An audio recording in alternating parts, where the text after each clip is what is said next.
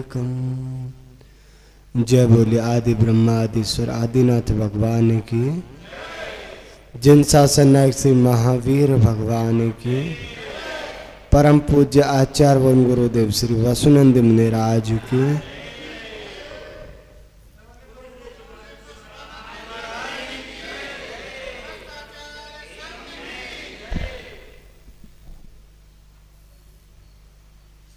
जिन शासन की पवित्रतम छत्र छाया में पल्लवित व पुष्पित आप सभी प्यारी प्यारी भव्य आत्माओं, आज पुनः अपने जीवन को सार्थक करने के लिए, अपने जीवन में कुछ मंगलमय सूत्र ग्रहण करने के लिए आप सभी यहाँ उपस्थित हुए। प्रतिदिन की भांति जीवन में सुख मंगल की कामना करने हेतु, दुखों के निवारण हेतु कुछ वाक्य जो हमें मुनिराज के माध्यम से प्राप्त हो, ऐसी मंगल भावना के साथ आप सभी आए। महान भाव, यह हमारा जीवन बहती हुई सरिता की तरह प्रतिभासित होता है, जो तीव्र वेगगामी जल से आह्लादित होती हुई अपने गंतव्य की ओर जा रहे हैं। यह जल निकलता जा रहा है, अब वापस नहीं जाएगा, लेकिन फिर क्या करें? कैसे इस मानव जीवन को साकार करें? कैसे अपनी आत्मा का कल्याण करें?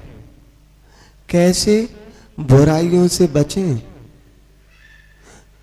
इसी बात को कहते हुए जिन शासन की अक्षीण परंपरा में अनेकों आचार्य हुए, जिन्होंने जैन धर्म की पताका को उच्च शिखरों पर पहुंचाया, अपनी साधना के महत्वपूर्ण समय में से भी कुछ समय श्रावक एवं श्रवण दोनों के लिए दिया। उन्हीं परंपरा में एक नाम बड़े अहोभाव से लिया जाता है, बड़े सम्मान की दृष्टि से लिया जाता है, और जैन ही नहीं, जैनेतर भी उस नाम को लेते हैं। एक ऐसे आचार्य हैं, तो कौन से आचार्य हैं वो जिनका नाम जैनेतर भी लेते हैं? जैनेतर ही नहीं, रसायन शास्त्री, वैज्ञानिक, साइंटिस्ट वगैरह भी लेते हैं। आयुर्वेद की अगर आप हिस्ट्री निकालोगे तो उसमें सबसे जो बड़े रसायन शास्त्री हुए तो एक नाम आता है आचार्य भगवान पूज्यपाद स्वामी। वो एक ऐसे महान आचार्य हुए जिन्होंने एक ग्रंथ की रचना की जिसका नाम था पुष्पायुर्वेद। उसमें 18,000 पुष्पों का वर्णन था।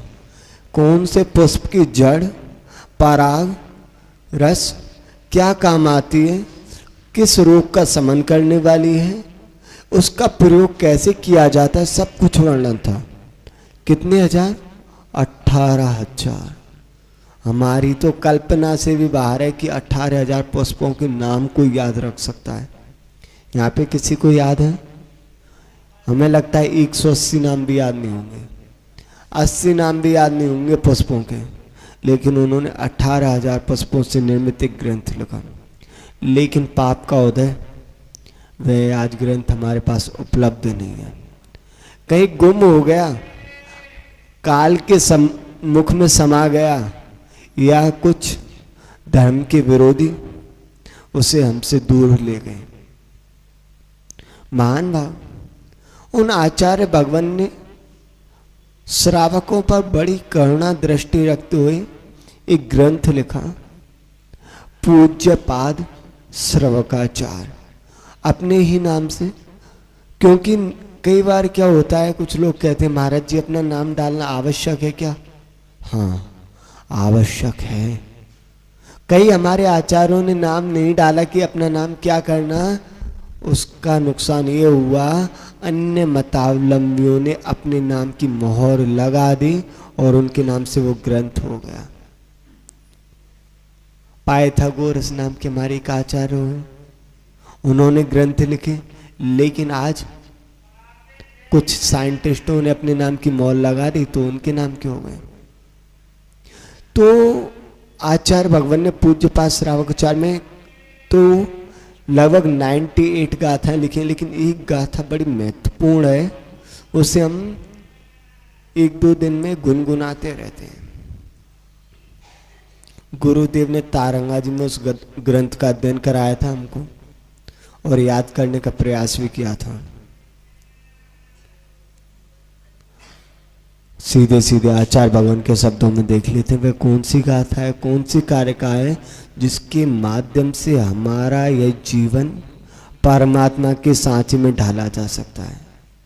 कैसे हमारा राग दूर हो सकता है, कैसे हम अपनी आत्मा का कल्याण कर सकते हैं। अनित्याणि शरीराणि विभवो नैव शाश्वतः मृत्यु सन्निहितो नित्यम कर्तव्यो धर्म संग्रह। महान भाव आचार्य भगवान कहते हैं अनित्याणि शरीराणि, जितने भी आपको ये शरीर दिख रहे हैं वह सभी अनित्य हैं। सचिन भाई, जितने भी ये शरीर दिख रहे हैं इस सूक्ष्म से, वो सब अनित्य हैं, कोई नहीं नित्य। अनित्य का मतलब जो नष्ट होने वाला है, जो कभी नहीं रहेगा। और कुछ शरीर ऐसे भी हैं जो हमारी इन चक्षु से नहीं दिख रहे, सूक्ष्म जीव, वो भी नष्ट होंगे। चाहे शरीर हमारा है, चाहे शरीर आपका, चाहे शरीर किसी देव का है, चाहे किसी नारकी का, चाहे किसी भोग भूमि के जीव का है या चाहे कुभोग भूमि का, चाहे किसी त्रियंच का है या किसी मनुष्य का, सबका शरीर अनित्य है, सबको नष्ट होना है, पक्का है। और जब नष्ट होना ही है तो उससे पहले क्यों इसका सदुपयोग कर लिया जाए। आप बाजार जाते हो, वहां से टीवी खरीदी, फोन खरीदा, हाँ, फ्रिज खरीदा, गाड़ी खरीदी, उसकी कुछ गारंटी देते नहीं देते? बोलो, देते होंगे। आपने टीवी खरीदी, 1 साल की गारंटी दे देंगे, गारंटी नहीं देंगे तो वारंटी तो दे ही देंगे। 5 साल की एसी की वारंटी दे देंगे कि कभी कोई खराबी हो जाए तो हम सही करके दे देंगे। फ्रिज की गारंटी है, एसी की गारंटी है, गाड़ी की गारंटी है, बीमा है, लेकिन इस शरीर की क्या गारंटी है? विचार करना, विचार करना, इस शरीर की क्या गारंटी है, कब तक चलेगा? अम्मा जी कह रही है महाराज मेरे पोते की 2 साल बाद शादी है, तब तक घर में रह लूं, तो 2 साल की गारंटी है क्या तुम पे? 2 साल की गारंटी है क्या तुम पे कि तुम 2 साल तक जिंदा रहोगे? महाराज जी 2 साल की अकल की गारंटी नहीं हम पे तो क्यों सपने सोच रहे हो, क्यों सपने सजा रहे हो 2 साल के? क्यों पाप का अर्जन कर रहे हो कि आरंभ परिग्रह ये करेंगे, बेटे के लिए ये देंगे, वो देंगे? इस शरीर की कोई गारंटी नहीं। एक बार हम इंद्रधनुष की तो गारंटी ले सकते हैं, एक बार हम चमकती हुई बिजली की गारंटी तो ले सकते हैं कि बिजली चमकी है, कम से कम 5 सेकंड का टाइम लगेगा। इंद्रधनुष की गारंटी ले सकते हैं कि अभी बारिश हो रही है, धूप की किरण निकल रही है, लगभग 15 मिनट तक ये इंद्रधनुष रहेगा। पानी में जो बुलबुला है उसकी गारंटी ले सकते हैं कि अभी ये बढ़ रहा है तो अभी फूटेगा नहीं, कम से कम 2 सेकंड लगेंगे। लेकिन इस शरीर की क्या गारंटी है? विचार करना। कुछ समय पूर्व हम गुजरात में थे, वहां पे एक जगह बड़ोदरा, आप लोगों ने नाम सुना होगा। बड़ोदरा में पंच कल्याणक चल रहा था सन्मति पार्क में। तब कल्याणक का दिन था, तो राजा महाराजा जो भेंट देने आते हैं, तो एक अंकल थे कोटा के, अपनी बेटी के पास आए थे बड़ोदरा में। भगवान को भेंट देने आए, तो जो कलाकार भैया थे चक्रेश, तो उन्होंने पूछा कि राजा जी आप ये बताइए आप क्या खाते हो? तो उन्होंने कहा मैं घी पीता हूं। घी खाता नहीं, घी पीता हूं, मावा खाता हूं, बादाम का हलवा खाता हूं, दूध पीता हूं। बोले राजा जी बताने की आवश्यकता नहीं है, आपके अष्टपुष्ट शरीर को देख के तो लग ही रहा है। और उसको देख के हमें भी लग रहा था, सबको ही लग रहा था कि इसको 5-10 साल, कुछ नहीं, 10 साल से ज़्यादा पहले कुछ नहीं होने वाला, क्योंकि इतना अच्छा अष्टपुष्ट शरीर, एक बीमारी नहीं, कभी टैबलेट नहीं खाई, कभी इंजेक्शन नहीं लगवाया, जुकाम नहीं, खांसी नहीं, कोई दमा नहीं, कोई टीबी नहीं, कोई बीपी नहीं, कोई शुगर नहीं, कुछ नहीं। और हमारे सामने नीचे जाके चेयर बिछी हुई थी, बैठा, 1 मिनट लगी, एक हिचकी आई और चला गया। हम लोग देखते रह गए, कुछ नहीं कर पाए, यहां तक कि उसको नमोकार मंत्र नहीं सुना पाए, इतना टाइम भी नहीं था। तो बताओ इस शरीर की क्या गारंटी है? तो फिर इस शरीर के पालन पोषण में तुम क्यों पापों का अर्जन कर रहे हो? अरे अब तो समझ जाओ, तुम बच्चे नहीं हो, बड़े हो गए हो। छोटा बच्चा उसे समझाया जाए, लेकिन तुम बचपन से 55 में आ गए, कब आएगी? अब तो विचार कर लो। शमशान में जाने के बाद सोचोगे क्या? हाँ, अब तो अपने आप को संभाल लो। क्यों इस शरीर में रमे पड़े हो कि अरे अभी हुआ ही क्या है, मैं 60 का हुआ हूं, 70 का हुआ हूं। कुछ लोग हैं इस शरीर के पालन पोषण करने के लिए, पाप कमाने के लिए एक दुकान होती है, उसमें जाते हैं, जाता तो इंसान है लेकिन निकलता जोकर है। क्या बोलते उसको सचिन भैया? ब्यूटी पार्लर है। हाँ, वहां पे ना जाने कौन कौन से पदार्थ, जिनमें जीवों की हिंसा करके उनका जो मांस वगैरह होता है, उनका खून होता है, वो मिलाया जाता है और उससे तुम्हारे फेस पे पता नहीं क्या क्या होता है, ब्लीचिंग वगैरह, हाँ वो क्या क्या की जाती है। और बड़े इतरा के आते हैं, आज हम फेशियल करा के आए। हाँ, विचार करना, कौन सा फेशियल? अपने स्तन को सजाने के लिए तुमने ना जाने कितने जीवों की जान ले ली, अपना पेट भरने के लिए तुमने ना जाने कितने जीवों को जिंदा खा लिया। हा? कल गुरुदेव बता रहे थे ये क्या होता, पिज्जा बर्गर वगैरह है, सड़ा गला, तुम इसे खा रहे हो, अरे नहीं खाऊंगा तो भूखा रह जाऊंगा। आज तक कोई भूखा नहीं मरा, हमने तो सुना नहीं। अकाल मृत्यु होती है, अकाल पड़ता है, वो बात अलग है, लेकिन वैसे हमने कोई भूखा मरता नहीं देखा। जितने भी मरे खा के मरे। तो जब आपको पता है कि कोई नहीं मरने वाला, तो इस पेट को भरने के लिए, शरीर को सजाने के लिए क्यों पापों का अर्जन करना? और वो भी कौन सा शरीर जो 1 मिनट बाद आपको छोड़ के चला जाएगा। तुम चाहते हुए भी नहीं रोक पाओगे। अभी हाथ पैर टूट जाए, क्या कर लोगे? ग्रंथों में आया है अपनी एक अंगुल में 96 बीमारियां होती हैं। कितनी? 96। अगर एक फुंसी हो जाए चेहरे पे तो डॉक्टर के पास जाओगे बार बार, फुंसी हो गई, पिंपल्स हो गए हैं? हाँ, अगर तुम्हारी एक बीमारी आ गई तो तुम्हें भगवान याद आ गया। और अगर 5 करोड़ और ये कुछ होती हैं, ये सब आ जाएं तो क्या कर लोगे? तो महान भाग जी, ये शरीर का कोई भरोसा नहीं है, तो इससे क्या करना? फिर यह जीवन जीवों की विराधना करने के लिए नहीं मिला, जिनेंद्र भगवान की आराधना करने के लिए मिला है। यह जीवन तो वो परमात्मा की उपासना करने के लिए मिला है, विषय वासनाओं को भोगने के लिए नहीं मिला। तो महान भाव, इस शरीर को अब भी संभाल लो। अगली बात कही, अनित्याणि शरीराणि विभवो नैव शाश्वता। जिस सोने चांदी के टुकड़ों पे आप इतरा रहे हो ना, जिस मकान पे, जिस बंगले पे, जिस कोठी पे आप इतरा रहे हो, किसी को देख नहीं रहे, अरे क्या कर लेगा, मेरे पास बहुत पैसा है, मेरे पास बंगला है, प्रॉपर्टी है, गाड़ी है, ऐसा शाश्वत नहीं है। ध्यान रखना।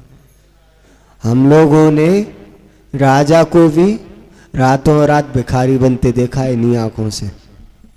हमने ऐसे ऐसे लोगों को देखा जो अपने आप में रईस बनते थे, अगले दिन बोले महाराज कोई आशीर्वाद दे दो, किसी भक्त से कह दो 5,000 रुपये की नौकरी लगवा दो। हमने कहा कहाँ गई भैया तुम्हारी नेतागिरी? तुम तो कहते थे कल कि मैं किसी को नहीं सुनता, भगवान को आवश्यकता हो तो मेरे घर आ जाए। है? तुमने धन के अहंकार में न जाने कितने साधुओं का अपमान किया, कितने गरीबों को अपमान किया है? तब तुम्हारे पास धन की सत्ता थी, लेकिन आज पता चल गया तुम्हें क्या है, ये धन तुम्हारा शाश्वत रहने वाला नहीं है। इसलिए ध्यान रखना, कभी इतराना मत इसमें। 2013 में बद्रीनाथ में तबाही हुई थी, आप सबको ध्यान है, आई थी ना। उस समय बड़े बड़े रईस कुछ ही मिनटों में कटोरा लेके भीख मांगते नजर आए। कटोरा भी नहीं बचा, हाथों में भीख मांगते नजर आए। कटोरा हो तो मांगे, कटोरा भी पानी में बह गया। तो महान भाव, ये पैसा जिस पे तुम इतरा रहे हो वह कब नष्ट हो जाए, और ऐसा ना हो जिसके सामने तुम लात मार रहे हो और अगले ही अंतर मुहूर्त में तुम उसके पैरों को पकड़ के भीख मांगो। तो जीवन में कभी ऐसा व्यवहार मत करना किसी से कि जब तुम्हें उससे मदद की आवश्यकता हो तो तुम उसके सामने आंख तक ना उठा पाओ। महान बात। गुरुदेव जब छतरपुर में थे तो एक बात बताते हैं, गुरुजी शुद्धि को जा रहे थे प्रातःकाल, तो कुछ लोग भी थे साथ में। तो बोले महाराज ये जो व्यक्ति दिख रहा है इसे जानते हो आप? तो गुरुजी ने कहा नहीं जानता मैं। बोले महाराज हम बताएं? बोले हाँ। एक व्यक्ति था, फटी सी बनियान, फटी सी निक्कर पहन के, एक चाय की टपली, उस पे लोहे के गिलास में फूटा सा गिलास, नीचे से फूटा था, हाथ ऐसे लगाया था और उसमें चाय मांग रहा था। बोले महाराज ये यहाँ के राजा का इकलौता वारिस है, इसका जन्म राजमहल में हुआ, आज चाय मांग रहा है। तो किस पे इतराना? तुम्हारे सोने चांदी के टुकड़े क्या हैं? रावण अपनी लंका पे इतराता था, आज लंका का नाम और निशान नहीं है। तो जब सोने की लंका नहीं रही, इंद्रप्रस्थ नहीं रहा, उनको तो छोड़ो, तीर्थंकर भगवान के महल तक नहीं रहे। उनके जन्म के समय प्रतिदिन 56 करोड़ जवाहरात हीरे मोती बरसते, और एक नहीं 13 महीने तक वो नहीं रहे। तो तुम्हारा पैसा, तुम्हारी संपत्ति, तुम्हारी छोटी से टूटे फूटी मकान, इन पे इतरा रहे हो। अरे महाराज हमारा तो बड़ा आलीशान मकान है। काय का मकान है? अभी कोई अच्छा सा तूफान आ जाए ढह जाएगा। महाराज हमारे पास तो इतना पैसा जितना देवों के पास ना होगा। किसकी तुलना कर रहे हो? देवों के पास देखो अच्छा शरीर है, तुम्हारे पास क्या है? क्या शरीर है? बीमारियों से भरा हुआ है। उनके देखो हीरे जवाहरातों से पूजा करते हैं और तुम लोग टूटे चावल से पूजा कर रहे हो। उनके पास देखो अमृत का भोजन, तुम्हारे पास क्या? चटनी रोटी। किसमें अहंकार कर रहे हो? और देवों के पास। तो महान भाव, कभी भी इस पैसे का अहंकार मत करना, नहीं खून के आंसू रोना पड़ेगा। हम राजस्थान में थे 2021 में, मार्च का महीना था, 15 मार्च की बात है, दोपहर का समय, बैठे थे, एक महिला आई और रोने लगी। महाराज बोले क्या हुआ, क्यों रो रहे हो? बोले महाराज मेरी जिंदगी तबाह हो गई, अब मैं जीना नहीं चाहती, मैं तो मर ही जाऊं तो अच्छा है। बोले महाराज जी ऐसे नहीं करते, देखो मरना एक महापाप है, सुसाइड करना एक महापाप है और उसका फल एक ही है, नरक। महाराज जी पूछे ये दिक्कत है क्या? बोले महाराज पैसा तो इतना है, इतना है, इतना है कि अगर मैं गिनने लगूं तो महीने खत्म हो जाएंगे, पैसा खत्म नहीं होगा, फिर क्या दिक्कत है? बोले महाराज पूछो मत। बोले बेटे परेशान कर रहे हैं, बहू परेशान कर रही है। बोले महाराज बेटे तो मेरे ऐसे हैं राम लक्ष्मण की तरह, पलकों पे बैठा के रखते हैं, घर में 5-5 नौकर लगे हुए हैं, मुझे अपनी चप्पल तक नहीं उठानी पड़ रही, फिर क्या दिक्कत? बोले महाराज शरीर में इतनी बीमारी हो गई कि 2 महीने हो गए, 2 महीने से चने की रोटी पानी से लगा के खा रही हूँ। डॉक्टर ने क्लियर मना कर दिया, कोई ड्राई फ्रूट नहीं खा सकते, घी तेल दूध नमक चिकनाई कुछ नहीं खा सकते, कोई सब्जी नहीं खा सकते। जिस दिन खाई उस दिन याद रखना तुम्हारा अंतिम दिन होगा। तो बताओ किस पैसे का अहंकार करना? पैसा कमाया उसने और नौकर रसगुल्ले बना बना के खा रहे और खुद पानी से रोटी लगा लगा के खा रहे। तो किसके लिए पैसा कमा रहे हो? क्यों पाप कर रहे हो इस पैसे के चक्कर में? जो पाप से पैसा कमाता है वही फिर पल पल नरकों में तड़पता है, वेदना को सहता है। महान भाव, अगली बात कही आचार्य भगवान ने, मृत्यु सन्निहितो नित्यम। बहुत बड़ी बात है, मृत्यु कहीं बाहर से नहीं आती है। आप लोग टीवियों में देखते हैं 2 यमदूत आएंगे भैंसे पे बैठ के और आपको पकड़ के और ले जाएंगे, है? ऐसी धारणा है कई लोगों की। ज्यादातर यमराज आता है और पकड़ के ले जाता है, लेकिन जैन मत कह रहे हैं, इस चीज का ध्यान रखना। जैन मत इस बात से संतुष्ट नहीं है, इस बात को स्वीकार नहीं करता है। मृत्यु कहीं बाहर से नहीं आती, मृत्यु हमारे अंदर ही बैठी है, हमारे अंदर बैठी है। कहाँ पे? हाथ में, सर में, पैर में, पेट में, कहाँ पे है मृत्यु? देख तो ले, उसे अच्छे से बांध के रख देंगे जिससे वो निकल ही ना पाए। ऐसा नहीं कर सकते। मृत्यु हमारी आत्मा के प्रदेशों में है। जैसे ही आयु कर्म पूर्ण होता है, यह आत्मा अपने कर्मों के अनुसार अन्य गति में चले जाती है। फिर कोई नहीं रोक सकता, कोई भी नहीं रोक सकता, चाहे फिर राजा हो, चाहे रंक हो, चाहे महाराजा हो, और यहाँ तक कि हम भी हों, चाहे हमारे गुरुदेव हों। आयु कर्म पूरा हो गया तो कोई नहीं बचा पाएगा। मणि मंत्र तंत्र बहु होई, मरते ना बचावे कोई।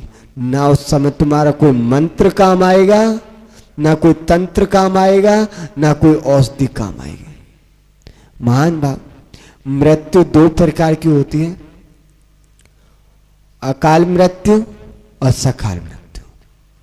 तो अकाल मृत्यु के बारे में जान लेते हैं। अकाल मृत्यु कभी भी हो सकती है, हमारी और आपकी। उसके कई कारण होते हैं, एक्सीडेंट या किसी अस्त्र शस्त्र से शरीर का घात हो जाना, या विष के द्वारा, या सांसों का रोक लेना, ये अकाल मृत्यु में आते हैं। तो महाराज जी अकाल मृत्यु कैसे होती है? जब हमारी आयु 80 साल की है तो मृत्यु कैसे हो सकती है? 80 साल से पहले तो मरेंगे नहीं।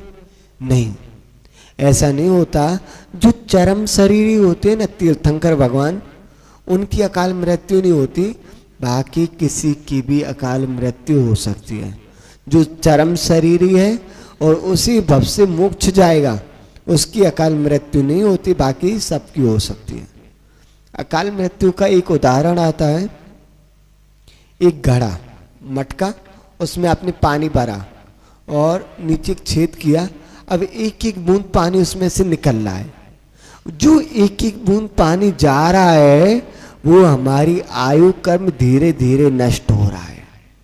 लेकिन अचानक क्या हुआ, एक बच्चा आया, उसने कंकड़ उठाया और उस घड़े में मार दिया और उससे वह घड़ा फूट गया, और घड़ा फूटा तो सारा पानी फैल गया। तो ऐसे ही हमारा आयु कर्म होता है। अचानक से किसी अस्त्र शस्त्र का घात होते ही हमारी आत्मा के प्रदेश फैल जाते हैं और वह आयु कर्म पूर्ण हो जाता है। महान भाव, मृत्यु कभी भी किसी की भी किसी वक्त आ सकती है, इसलिए सावधान रहो, हमेशा सावधान रहो। हम जब भैया जी थे या फिर दीक्षा के बाद हम सोचते थे, मान लो कभी अकेले जंगल में हैं या अकेले सो रहे हैं और मृत्यु आ गई तो तब क्या करेंगे? हम लोग तैयारी कर रहे हैं यहाँ पे, किसकी तैयारी? कि कल अच्छे से हार हो जाए, इसकी तैयारी, हमारा कार्यक्रम अच्छे से हो जाए, इसकी तैयारी नहीं। हम लोगों ने दीक्षा ली है बस एक काम के लिए, उसकी तैयारी कर रहे हैं। काहे की? वो है मृत्यु की तैयारी। जब हमारी मृत्यु आए तो हम सावधान रहें, हमारे परिणामों में गिरावट ना आ जाए, हमारे परिणाम संक्लेशित ना हो जाए, उसकी तैयारी करने के लिए हम लोग बचपन में ही गृह त्याग करके अपनी आत्मा के कल्याण में लग जाते हैं। महाराज जी बाद में ले लेंगे दीक्षा, तो तैयारी कब करोगे? आपका मान लीजिए पेपर है, एग्जाम है कल का, और आप सोचो महाराज रात में तैयारी कर लेंगे, सुबह एग्जाम है, तो आपके अच्छे नंबर आ जाएंगे क्या? नहीं आएंगे। अच्छे नंबर तो छोड़ो, पास भी नहीं हो पाओगे। तो उसके लिए विद्यार्थी क्या करेगा? स्कूल खुलता है जुलाई में, लगभग जुलाई में खुलता है ना, जुलाई से लेके मार्च तक पढ़ाई करता है। किसके लिए? मात्र 2 घंटे के पेपर के लिए, पूरी साल पढ़ाई की। ऐसे ही हम लोग पूरी जीवन मेहनत कर रहे हैं, तप कर रहे हैं, त्याग कर रहे हैं, तपस्या कर रहे हैं, जिन शासन की प्रभावना कर रहे हैं, धर्म ध्यान कर रहे हैं, जाप लगा रहे हैं, ध्यान लगा रहे हैं, किसके लिए? बस अंत समय में हमारे परिणाम समझ जाएं। महान बाप, हमें अपनी आत्मा को देखना है, मृत्यु कभी भी आ सकती, तुम्हारे सपने चूर चूर हो जाएंगे। सच बता रहे, अनुभव लिया है। संध्या काल में हम जिससे मिलते हैं और सोचते हैं सुबह वो व्यक्ति आएगा, उससे बहुत सारी बात करेंगे, उसको ये गिफ्ट देंगे, उसके साथ वहां घूमने जाएंगे, कॉफी पीने जाएंगे, उसको ये बात बताएंगे। लेकिन हुआ क्या? वो व्यक्ति सुबह क्या फिर कभी आ ही नहीं पाता, वो इतनी दूर चला जाता है, फिर वहां पे ना उसका कोई फोन जाता है, ना मैसेज जाता है, ना चिट्ठी जाती है, और तुम चाहे कितना भी रो लो वहां पे नहीं पहुंच पाओगे। एक केस आया था अभी कुछ दिन पहले, नाम नहीं बताएंगे क्यों, नाम लेना उचित नहीं लगता। हमें उस केस से ना तत्व लेना है। एक बिटिया थी, वो आई, कुछ परेशान थे, हमने पूछा बेटा क्या हुआ? बोले महाराज जी हमें आशीर्वाद दो, सब ठीक हो जाए। हमने पूछा क्यों, क्या हो गया? बोले महाराज हम बहुत परेशान हैं। हमने क्या हो गया बताओ? बोले आप किसी को बताना नहीं। हमने कहा हम क्यों बताएंगे? बोले महाराज जी अगर बताना है तो बताएं, लेकिन मेरा नाम नहीं लेना कभी। मैं ठीक है। उसने बताया महाराज कुछ साल पहले वो पढ़ाई करने बाहर गई थी, पढ़ाई करने बाहर गई तो उसकी मित्रता हो गई एक लड़के से। मित्रता हो गई तो वह लड़का कई बार कहता था चलो कॉफ़ी पीने चलते हैं, लंच को चलते हैं, डिनर करने चलते हैं। लेकिन वो लड़की कहती थी नहीं अभी नहीं, कल चलेंगे कल चलेंगे। ऐसे कई दिन हो गए हैं। एक बार रात्रि में 12 बजे वह बात कर रही थी फ़ोन पे, तो वो लड़का बोला सुनो मैं अभी कुछ काम से जा रहा हूँ, मैं कल बात करूँगा आपसे। बोले ठीक है। तो वो लड़की ने बताया मैं महाराज जी हमें रात में घबराहट हुई लगभग 2 बजे, तो मैंने फ़ोन मिलाया उसको तो फ़ोन उठ ही नहीं रहा था। फिर उसके जो मित्र थे उनका नंबर था, तो उनको फ़ोन मिलाया तो उन्होंने बताया कि ऐसे ऐसे उसका एक्सीडेंट हो गया है वो हॉस्पिटल में। मैंने कहा अभी बात करा उससे, तो बोले अभी डॉक्टर ने मना किया है बात करने को, बाद में करा देंगे और ऐसी कोई बात नहीं है, ठीक हो जाएगा। लेकिन सुबह के 4 बजे पता चला वो ऑन द स्पॉट खत्म ही हो गया। उसकी कितनी सारी सपने थे कि मिलेंगे, ये करेंगे वो करेंगे, घूमने जाएंगे, विवाह करेंगे हैं, लेकिन मृत्यु ने उस पर जरा सा भी रहम नहीं खाया। तो महान भाव, इन सपनों की दुनिया से निकल जाओ। ज्यादा सपने मत सोचो कि मेरा बेटे के लिए मुझे ये करना, पोते के लिए करना। महाराज बेटी की शादी हो जाए फिर मैं दीक्षा लूंगी, फिर अपना कल्याण करूंगी। गुरुजी एक बात सुनाते हैं, आंख खुली तो सपना गया, आंख खुली तो सपना गया, आंख मुंदी तो अपना गया। 2 दिन का मेहमान यहाँ पे, सांस रोकी तो दफना गया। महान भाव, तो ज्यादा सपने नहीं सोचना। महाराज जी क्या करें, आप कह रहे हो पैसा इकट्ठा मत करो, धन में आसक्त मत रहो, शरीर से ज्यादा मोह मत रखो, मृत्यु कभी भी आ सकते, तो क्या करें। तो आचार्य भगवान कहते हैं कर्तव्य धर्म संग्रह, धर्म का संग्रह करो। धर्म से बड़ा ना तुम्हारा कोई साथी था, ना है और ना कभी होगा। तुम्हारे माता पिता, तुम्हारे भाई बहन, तुम्हारे मित्र सखा सब साथ छोड़ देंगे। कब? जब पाप का उदय आएगा। धर्म की क्रियाएं करने पर पुण्य का अर्जन होता है और अधर्म की क्रियाएं करने पर पाप का अर्जन होता है। तो महान भाव, ये सभी तुम्हें मिले हैं पुण्य से, और पुण्य किससे मिला? धर्म की क्रियाएं की तब। तो अभी से धर्म की क्रियाओं में लग जाओ, अपने कर्तव्यों का पालन करो, साधु की सेवा करो, भगवान की उपासना करो, जिनवाणी का स्वाध्याय करो, नमोकार मंत्र की जाप लगाओ। यही तो हमारे आवश्यक कर्तव्य है। जब हमारे आवश्यक कर्तव्यों का हम पालन नहीं कर रहे तो धर्मात्मा कैसे? नवे नारायण ने गीता में भी कहा है कर्तव्यमेव धर्म। जो अपने कर्तव्यों का पालन नहीं कर रहा तो वो धर्मात्मा तो हो ही नहीं सकता। और आपके कर्तव्य क्या है? आचार्य भगवान कुंद कुंद स्वामी ने कहा दानम पूया मुखम, दान करो, पूजा करो। फिर उसके बाद और आचार्य हुए, आचार्य भगवान अमित गति स्वामी ने 4 कर्तव्य बताए। आचार्य भगवान जटानंदी स्वामी, आचार्य भगवान पद्मनंदी स्वामी आदि ने 6 आवश्यक बताए। आचार्य भगवान गुरुदेव ने 9 आवश्यक बताए। तो समय जैसे बढ़ता गया कर्तव्य भी बढ़ते गए। तो हमें अपने कर्तव्यों का पालन करना है, धर्म का संग्रह करना है। तो ध्यान रखना, जब पाप का उदय आएगा कोई साथ नहीं होगा। आपके घर में जब शादी विवाह होता है तो आप बड़े आनंद के साथ दोनों ताली बजाते हो ना। किसी का जन्मदिन वगैरह होता है या कोई कार्यक्रम होता है तो दोनों ताली बजाते हो। क्यों? क्योंकि तुम्हारा पुण्य का उदय है, इसलिए तुम्हारे दोनों हाथ तुम्हारे साथ हैं, ताली बजा रहे हो। लेकिन जब तुम खून के आंसू रोते हो, बिलख बिलख के रोते हो, तो आंखों से आंसू कैसे पहुंचते हो? ऐसे या ऐसे? ऐसे पहुंचते हो ज्यादातर। हमने तो ऐसे ही देखा है। जब तुम्हारे पाप के उदय में तुम्हारे हाथ साथ नहीं दे रहे तो तुम्हारे पड़ोसी और तुम्हारे माता पिता साथ कहां से देंगे? विचार करना। जब पुण्य का उदय होता है पोतीलाल जी, जब पुण्य का उदय होगा तो तुम्हारा बाबू तुमसे कहेगा हाउ आर यू बाबा, कैसे हो? आप कहोगे बेटा बहुत बढ़िया। बच्चा कहेगा पापा कैसे हो? आप कहोगे अच्छा हूं बेटा। लेकिन पूतीलाल जी, जिस दिन पाप का उदय आ गया उस दिन समझ जाना। उस दिन कहेगा तुम्हारा बच्चा ही हु आर यू, कौन हो आप? हम आपको नहीं जानते।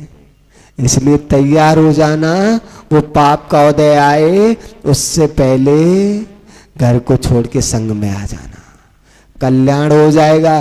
नहीं जिस दिन पाप का उदय आ गया, चाहे हमारा चाहे आपका और चाहे आप सभी का, उस दिन बस एक चीज बचेगी, वो होगा पछतावा। अरे महाराज कहते थे जाप लगा लो, महाराज कहते थे बिहार करा लो, महाराज कहते थे स्वाध्याय कर लो, महाराज ने कहा आपसे कर लो, तब तो नहीं मानी। और आज लोग आते बोलते महाराज जी आप जो कहोगे वो करूंगा, आप कहोगे जितने घंटे उतने घंटे जाप लगाऊंगा, आप कहोगे जमीकन, आप जमीकन की छोड़ोगे तो अन्य भी छोड़ दूंगा, आप बताओ क्या करना है। लेकिन जब महाराज ने कहा आलू छोड़ दो, तब तो तुम पे आलू भी नहीं छोड़ा गया। तो महान भाव जीवन में धर्म का संग्रह करो। पूज्य गुरुदेव का आगमन हो गया है। आगे क्या गुरुजी? हाँ, अब पूज्य गुरुदेव का आगमन हो रहा है, सभी खड़े हो जाएंगे। जय बोले परम पूज्य आचार्य गुरुदेव वसुनंद मुनिराज।